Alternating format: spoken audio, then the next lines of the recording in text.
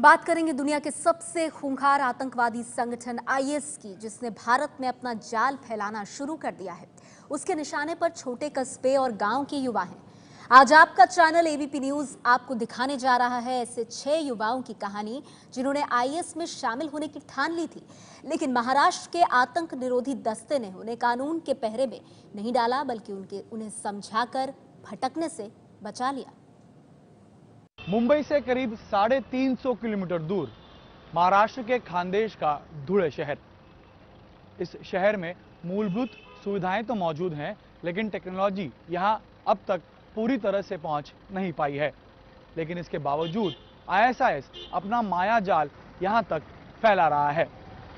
आज ABP news पर हम आपको बताएंगे धुले के उन 6 युवाओं की कहानी जो आईएसआईएस की माया जाल में फंसते जा रहे थे, लेकिन समय रहते महाराष्ट्र एटीएस ने इन युवाओं को सही दिशा दी और राह भटकने से बचा लिया।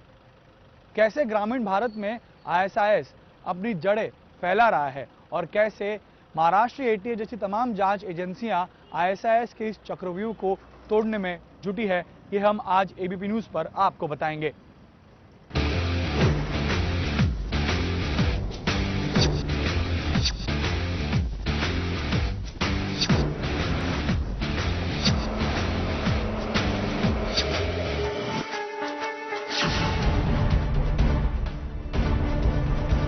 आईएसआईएस नाम का संगठन दुनिया में खौफ का दूसरा नाम बन चुका है। दुनिया में इस्लामी राज स्थापित करने के अपने एजेंडे के तहत इस संगठन ने क्रूरता की सारी हदें पार कर दी।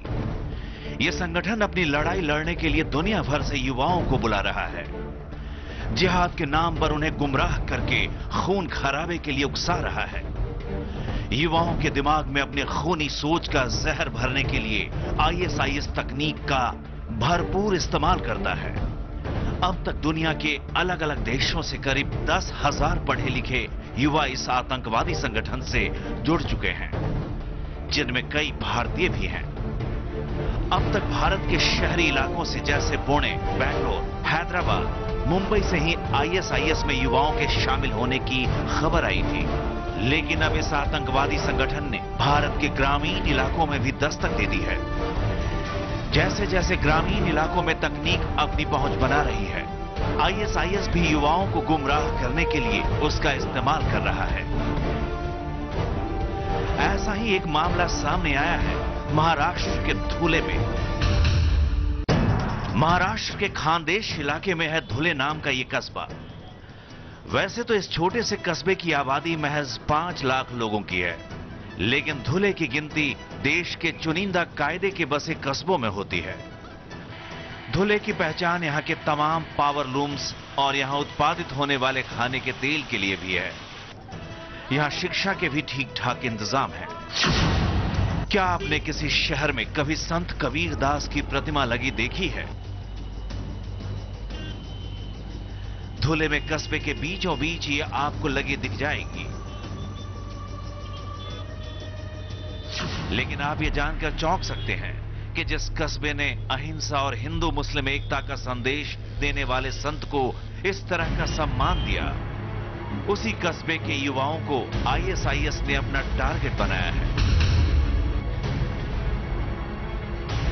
और ये कहानी है धुले के उन 6 नौजवानों की जो आईएसआईएस के जाल में फंस गए, लेकिन वक्त रहते सुरक्षा एजेंसियों की नजर इन पर पड़ गई और ये मौत के सौदागरों के साथ अपनी जिंदगी का सौदा करने से बच गए। ये तस्वीरें हैं धुले के उन 6 दोस्तों की जिन्होंने हाल ही में जवानी की दहलीज पर कदम रखा था। दिमाग में कुछ करने का जुनून था और खून में उस जज्बे को अमल में लाने की गर्मी। इससे पहले कि 19-20 साल की उम्र के इन युवकों के इस जोश और ताकत को कहीं दिशा मिल पाती, आईएसआईएस के खूनी विचारधारा से इनका संपर्क हो गया। उसकी खतरनाक सोच उनके दिलो दिमाग पर हावी हो गई और ये जिहाद के लिए अपनी जान तक देने को तैयार हो गए। आखिर किस तरह अच्छे घर के पढ़े लिखे ये नौजवान आईएसआईएस की राह पर चल पड़े? कैसे इनके मन में देश विरोधी भावनाएं जगी? कैसे इनके दिल में इतनी नफरत पैदा हो गई? और कैसे अपने परिवार से प्यार करने वाले ये नौजवान आतंकवादी बनने के लिए तैयार हो गए। एबीपी न्यूज ने जब इसकी पड़ताल शुरू की तो कई चौंकाने वाली कहानियां सामने आईं। इसकी शुरुआत होती है जनवरी 2013 से। धुले में सांप्रदायिक दंगे हुए थे। उस दंगे में इन 6 युवकों में से एक युवक आमिर का एक करीबी रिश्तेदार दंगों का शिकार हुआ था। दंगों के दौरान पुलिस का जो रवैया था उसने आमिर के दिमाग पर बड़ा बुरा असर डाला। पुलिस प्रशासन और न्याय व्यवस्था के खिलाफ धीरे धीरे उसमें नफरत पनपने लगी। उस वक्त आमिर की उम्र 17 साल थी और वो इस सिस्टम से बदला लेने की सोचने लगा। लेकिन उसके सामने यह सवाल था कि आखिर वो बदला ले तो कैसे। दिन महीने बीतते चले गए, लेकिन आमिर के अंदर की नफरत कम नहीं हुई। आमिर ने कभी अपने इस गुस्से के बारे में किसी को कुछ नहीं कहा, सिवाय अपने दोस्तों के। आमिर वक्त रहते शायद बदल भी जाता, उसके अंदर का गुस्सा कम हो जाता, लेकिन ऐसा नहीं हुआ, क्योंकि साल 2013 के उत्तर प्रदेश के मुजफ्फरनगर में हुए दंगों के बाद आमिर का गुस्सा और ज्यादा बढ़ गया। 18 साल का आमिर बाहर से तो शांत नजर आता था, लेकिन उसके अंदर बदले की आग धधक रही थी। उसके मन में क्या चल रहा था, इसका अंदाजा सिर्फ उसके दोस्तों को था। आमिर के दोस्तों को उससे हमदर्दी थी और आमिर की तरह वे भी ये मानने लगे थे कि उनके धर्म की वजह से उनके साथ भेदभाव किया जाता है। इसी दौरान साल 2015 में उत्तर प्रदेश के दादरी की घटना हुई और मुंबई बम कांड के आरोपी याकूब मेमन को फांसी दी गई। इन दोनों घटनाओं ने आमिर और उसके 5 दोस्तों के सीने में जल रही आग में घी डालने का काम किया। दोनों घटनाओं के बारे में चर्चा करके इन लोगों को इस बात पर यकीन हो गया कि देश में मुसलमानों पर जुल्म हो रहा है, इस्लाम खतरे में है और अब अपनी कौम के लिए कुछ करने का वक्त आ गया है। अभी उन्होंने टीवी पे कुछ न्यूज देखी, वो न्यूज से उनको लगा कि अपने मजहब पे कुछ अन्याय हो रहा है, इनजस्टिस हो रहा है, तो फिर अपन क्यों ना ऐसी कुछ संगठन में ज्वाइन हो जाए कि अपन मजहब के लिए कुछ कर सके। ऐसा गलत सोच उनके दिल में आया था और वो लेके इन लोगों ने कदम डाला। इन लोगों ने ठान ली कि अब इन्हें कुछ ऐसा करना है जिससे इनकी गिनती इस्लाम के वफादार सिपाहियों में हो, कोई उन पर शक न करे। इसलिए उन्होंने अपना रहन सहन नहीं बदला। उनकी जिंदगी सामान्य नजर आ रही थी। कॉलेज में, कोचिंग क्लास में, घर पर किसी को भी इस बात की भनक नहीं थी। लेकिन इन नौजवानों को किस खूनी विचारधारा ने अपनी गिरफ्त में ले लिया है। जिस तरह टीवी और अखबारों से इन्हें दादरी और याकूब मेमन वाली घटनाओं के बारे में जानकारी मिली, ठीक उसी तरह से इन्हें आतंकवादी संगठन आईएसआईएस और उसके इरादों का पता चला। हर रोज कॉलेज के बाद ये सभी धुले के क्रिकेट ग्राउंड में क्रिकेट खेलते और खेल खत्म होने के बाद एकांत में अपने मकसद के बारे में चर्चा करते। धुले के इसी क्रिकेट ग्राउंड में क्रिकेट खेलते खेलते इन 6 नौजवानों के सिर पर जिहाद या इस्लाम के लिए कुछ करने का जुनून सवार हुआ।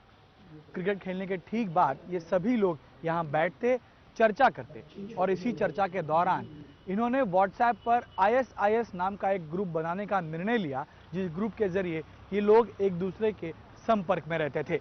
आमिर और उसका दोस्त सैफ आईएसआईएस के बारे में जानकारी जुटाने में लग गए और फिर एक दिन आमिर ने अपने दूसरे साथियों को बुलाया।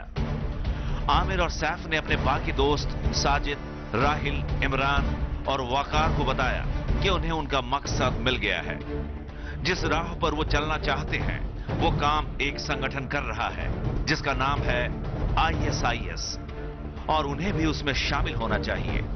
आमिर ने आईएसआईएस के नाम से व्हाट्सएप पर एक ग्रुप बनाया जिसमें ये सभी दोस्त आईएसआईएस से जुड़े वीडियो, फोटो, खबरें वगैरह बांटा करते। धुलिया में भी कुछ 5-6 लड़कों ने एक व्हाट्सएप का ग्रुप बनाया जिसका नाम उन्होंने दिया इसिस ग्रुप। तो ये जब बात हमको पता चली, हमारे महाराष्ट्र एटीएस चीफ विवेक फंसालकर साहब से मैं बात किए और सीनियर ऑफिसर से, उन्होंने बताया कि ऐसे स्टेपिंग से जाओ। मकसद मिलते ही इन सभी के बीच मुलाकातों का सिलसिला बढ़ने लगा। ये सभी टीवी और अखबारों में आईएसआईएस से जुड़ी खबरों में दिलचस्पी लेने लगे ताकि वहां तक पहुंचने का रास्ता मिल सके। इनमें बेचैनी बढ़ने लगी क्योंकि इन्हें अब जल्द से जल्द आईएसआईएस से संपर्क करना था। इन लड़कों के घर वाले भी ये बताते हैं कि इनके व्यवहार और रहन सहन में कुछ बदलाव होने लगे थे, जिसे उस वक्त नजरअंदाज किया गया था। जब मुझे ये पता चला हमारे मास्टर साहब से और ये एटीएस टीम से, तो जब मैं वो इन्हें मेरा माइंड जरा 2 महीने पीछे ले गया, तो वाकई में लगता था बच्चा थोड़ा चिड़चिड़ा रहता था और थोड़ा सुम रहता था। मैं बोला भाई, मैं कई बार उसको खुद पूछा कि भाई बीमार तो नहीं है तू, कुछ तबीयत तो नहीं खराब है, दवा खाने, तो ऐसे ही नहीं करके टाल मटोल करके चला जाता। इन सभी को पता था कि college, coaching class, cricket ground या मोहल्ले में इस विषय पर बात करने से लोगों को उन पर शक हो सकता है। लिहाजा उन्होंने मुलाकात की एक नई जगह तय की और वो थी धुले से गुजरने वाला Mumbai Agra national highway. Cricket खेलने के बाद धुले से गुजर रहे इसी नेशनल हाईवे पर ये 6 नौजवान टहलने आते। करीब 2 से 3 किलोमीटर की इस वॉक के दौरान ये लोग अपनी आगे की रणनीति तय करते। इन्हीं में से एक ने ये बात कही कि अब उन्हें पासपोर्ट बनाना चाहिए और पासपोर्ट के लिए दस्तावेज जमा करने चाहिए। तो वहीं दूसरे नौजवानों ने कहा कि उन्हें धुले से हैदराबाद जाकर अपने आगे की रणनीति तय करनी चाहिए। इन लोगों ने खबरें देखी थी कि हैदराबाद में आईएसआईएस का एक बहुत बड़ा नेटवर्क है, जहां से आईएसआईएस तक पहुंचने का रास्ता भी मिल सकता है। ये सभी पासपोर्ट बनवाकर हैदराबाद जाने का विचार कर रहे थे ताकि हैदराबाद से खाड़ी देशों में पहुंचा जा सके। सभी दोस्त अब पासपोर्ट बनाने की जद्दोजहद में थे, साथ ही पैसों के लिए घर वालों को किस तरह मनाया जाए इस पर भी सोच रहे थे। लेकिन तभी कुछ ऐसा हुआ जिसका इन्हें अंदेशा बिल्कुल नहीं था। महाराष्ट्र एटीएस को इनके व्हाट्सएप ग्रुप के बारे में भनक लग गई। ये बात सही है कि उनकी तैयारी शुरू हो रही थी, पासपोर्ट के लिए डॉक्यूमेंट वो जमा कर रहे थे और हैदराबाद की तरफ कैसा जाने का, वहां जाके क्या करने का, ऐसे सब वो खुद सोच रहे थे, उनको कोई गाइडेंस नहीं कर रहा था। एटीएस ने जब तहकीकात शुरू की तो वो चौंक गई। पता चला कि ये सभी 6 नौजवान आईएसआईएस से जोड़ने की पूरी तैयारी कर चुके थे। इनकी उम्र और कस्बे की सांप्रदायिक संवेदनशीलता को देखते हुए एटीएस ने मामले में फूंक फूंक कर कदम रखना शुरू किया। एटीएस ने इन नौजवानों की गतिविधियों पर नजर रखना शुरू किया, जिससे इनके इरादे और पुलिस के प्रति इनकी नफरत की जानकारी मिली। तय किया गया कि नौजवानों के खिलाफ किसी भी कानूनी कार्रवाई के बजाय उन्हें डी-रेडिकलाइज कराया जाए। मतलब आईएसआईएस ने इनके भीतर जो कट्टरवादी भावनाएं पैदा की हैं, उन्हें खत्म किया जाए। इस काम के लिए एटीएस ने कुछ सामाजिक कार्यकर्ताओं और धर्म गुरुओं की मदद ली। ये तकरीबन 2 से ढाई महीने तक ये बच्चों का मामला रहा और उनके दिमागों के अंदर ये बात आ गई थी। और कुछ बच्चे तो भोले भाले थे और ख़तरा था कि कहीं और दूसरे नौजवानों को भी अपने ग्रुप के अंदर शामिल ना कर ले। लेकिन उनके दिमागों को साफ़ किया गया तो अब वो लोग भी समझ गए कि हम लोग गलत रास्ते के ऊपर थे और लोग बच गए हैं और कॉलेज के अंदर वो अच्छी डिग्रियां हासिल कर रहे हैं। हमने उनको हिम्मतें दिलाई हैं कि आपकी ये डिग्रियां ख़त्म करने के लिए और आपको तबाही के रास्ते पर ले जाने के लिए ऐसी तंजीमें खड़ी होती हैं, आप उसकी तरफ बिल्कुल तवज्जो न दें। सामाजिक कार्यकर्ताओं को इन युवाओं के परिवारों का विश्वास जीतने का काम सौंपा गया और उन्हें इस बात की जानकारी भी देने को कहा ताकि बच्चों तक पहुंचने से पहले उनके माता पिता को इस मामले की गंभीरता समझाई जाए। ये सोचकर उन बच्चों को, उनके वालिदैन को सबको बैठाया गया, उनको समझाया गया, बातें की गई। हालांकि उस वक्त अगर एटीएस चाहता तो उन बच्चों को उठाकर लेकर जाता और अपनी वाहवाही भी कर सकता था, पेपरों में उनके नाम भी आते थे, मगर ऐसा नहीं करते हुए इस वक्त एटीएस ने हमारे अल्पसंख्यक लोगों के ऊपर कुछ तो भी दया किया। बच्चों के परिवार वालों को जब एटीएस के अधिकारियों और सामाजिक कार्यकर्ताओं से ये जानकारी मिली तो वो भी दंग रह गए। जब 2-2.5 महीने के बाद एटीएस टीम हरकत में आई और हमारे मास्टर साहब उलमा इकराम जब हरकत में आए और उनसे हमको मालूम पड़ा कि ऐसी चीज़ें, उसके पहले हमको कुछ भी मालूम नहीं था कि क्या हो रहा है क्या नहीं, इनके ज़रिए मालूम पड़ा और फिर हमको एकदम शौक लग गया कि ये बच्चे ने क्या कर डाला है। एटीएस अधिकारी, मौलाना और सामाजिक कार्यकर्ताओं ने युवाओं के परिजनों को समझाया और उन्हें अपने बच्चों को एटीएस के डी-रेडिकलाइजेशन प्रोग्राम में शामिल करने को कहा, जिसके लिए सभी परिजन तुरंत मान गए। हमने उनके माताजी पिताजी से संपर्क किया, उनसे बात की उनके वो बच्चों की तरफ उनको ख्याल रखने को बोला। उसके बाद सोशल वर्कर धुलिया में के जो 15-20 मौलाना साहब है उनसे मिला, उनकी एक मीटिंग ली, उनके सामने ये सब बातें रखी, तो उनको बताया कि धुलिया के ऐसे ऐसे लड़कों ने ये किया और वो कहीं भटक रहे हैं। तो उन्होंने ये बात काफी दिल पे ली।